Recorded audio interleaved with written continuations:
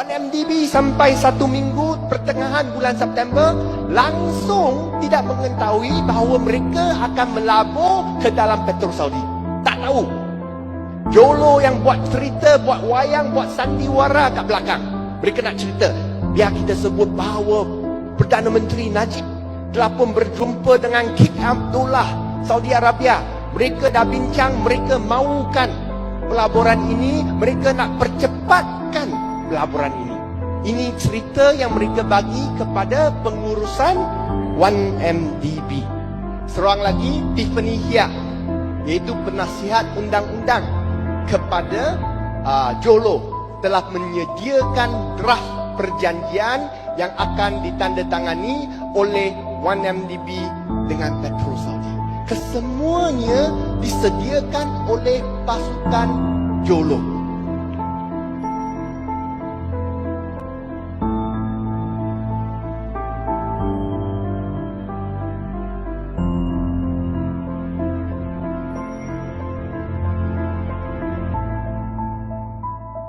Belum berkenal lagi, Petrol Saudi telah pun mengambil langkah untuk menubuhkan satu anak syarikat.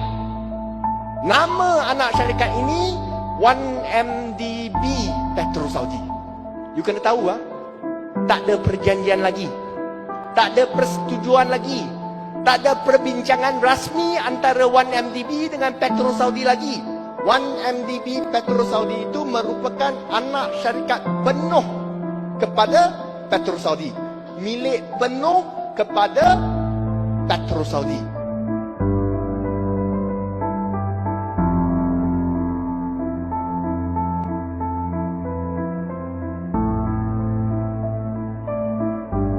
Kali pertama Jolo tulis email kepada Tariq Ubaid, iaitu founder kepada Petrol Saudi, dan juga Datuk Syarul Haumi, CEO kepada 1MDB.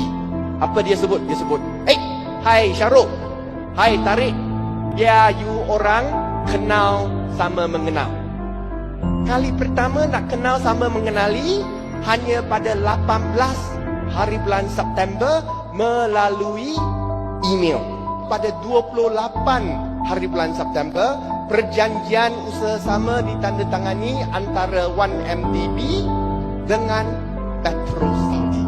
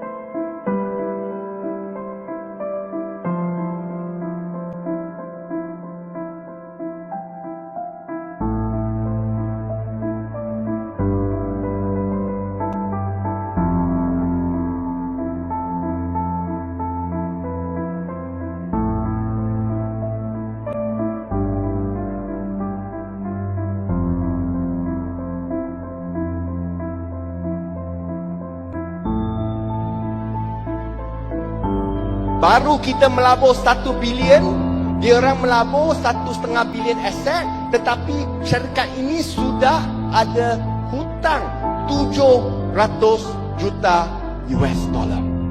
Dan 1 hari kemudian, Petrol Saudi minta 1MDB Petrol Saudi untuk bayar balik hutang 700 juta US dollar. Dan 1 hari kemudian, 1MDB Petrol Saudi bayar balik dengan kelulusan dan pengesahan daripada Syarul Haumi untuk membayar 700 juta US dollar kepada Petrol Saudi atas hutang yang ditandatangani sebelum itu.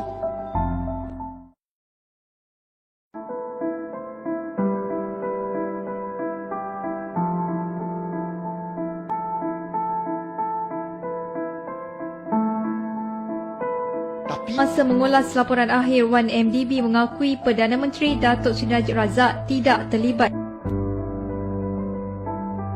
Prime Minister is not being referred. No, I think you have. Instead of No, I think that is where because in this investigation you must base on evidence. Okay, but in the dealings in the investigation, the Prime Minister was not actually involved in those things. But he is the chairman of the advisory board. I think the one that runs the thing is the board of directors and the management. Those are the people who runs the thing. So these are the people we have to investigate. That will be the correct thing to do. Legally, how can you take action against people who do nothing?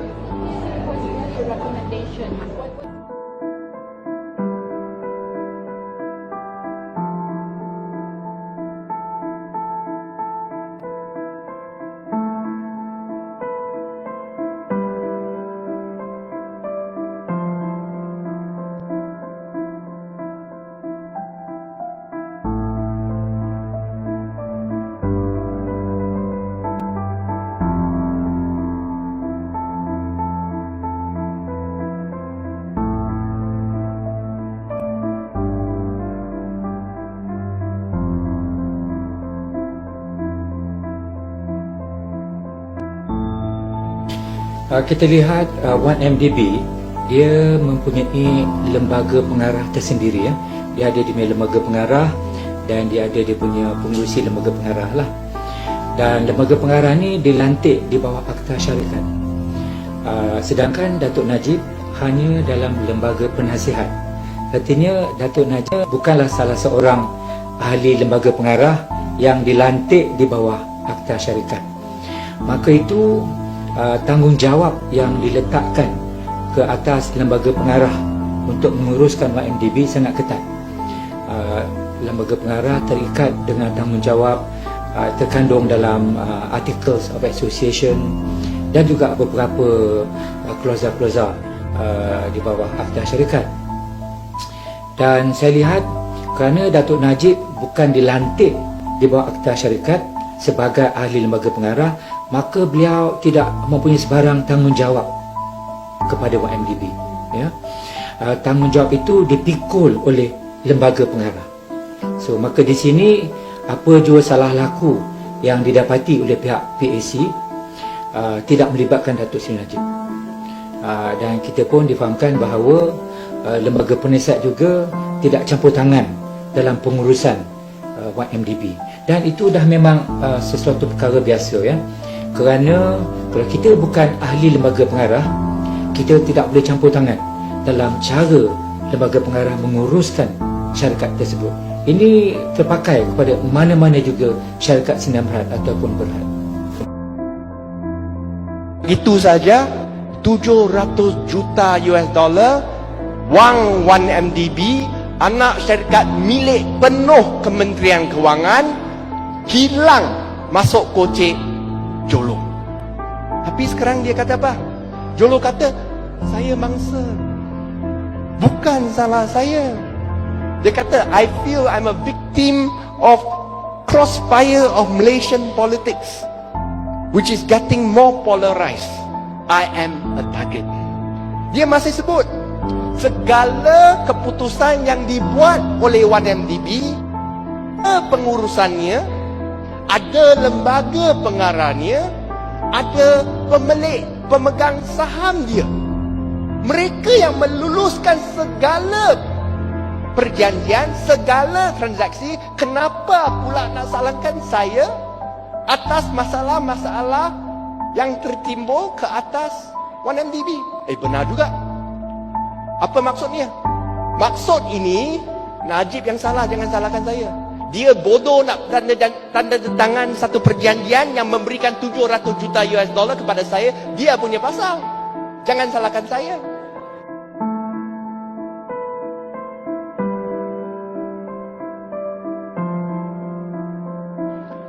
MDB Petro Saudi bayar balik dengan kelulusan dan pengesahan daripada Syarul Haumi untuk membayar 700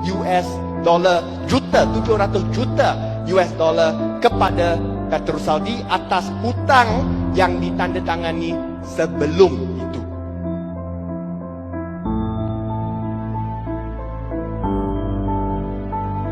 Najib yang salah, jangan salahkan saya.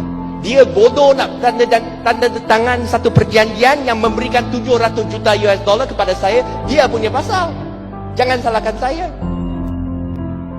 Wright bersama seorang lagi wartawan WSJ, Bradley Hope, menulis buku Billion Dollar Whale yang merungkai skandal WMDB dan mendedahkan Loh sebagai dalang utama.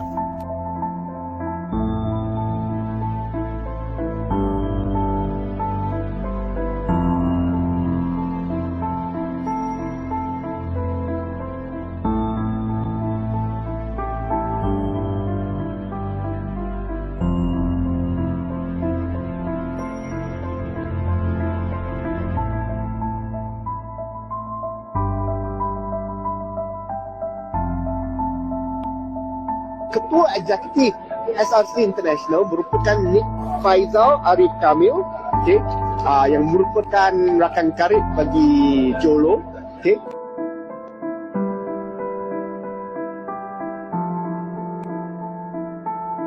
Jolo telah cakap dengan bos, telah bincang dengan bos. Bos siapa kita tak tahu. Sama ada bos perempuan ke bos laki kita tak tahu. Dia kata bos sudah setuju.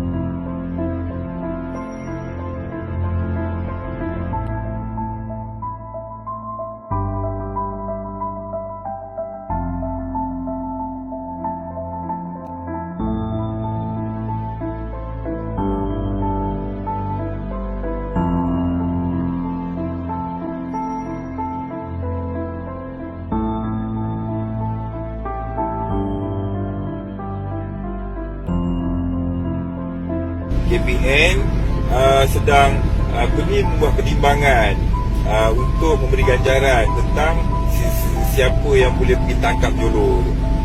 Sebenarnya bagi saya lah, nak tangkap Jolo tu sebenarnya boleh, bukan tak boleh.